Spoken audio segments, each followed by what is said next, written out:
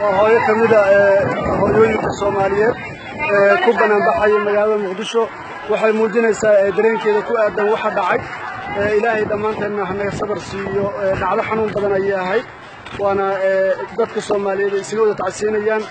wadooyinka ay socodku marayaan ayaga oo muujinayo sida ay uga xun yihiin xasuuqa ba'an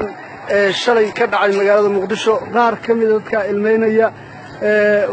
looma kala harin waxa halka dadweynaha isugu soo baxay waxay muujinayaan shucuurtooda ku aadan sida ay uga xun yihiin tacadigaas iyo xasuuqaas iyo dhibaatada ay ku gumaadeen shacabka Soomaaliyeed ee maatida ah ee waxba galabsan sida xaq darrada shalay loogu laayay magaalada Muqdisho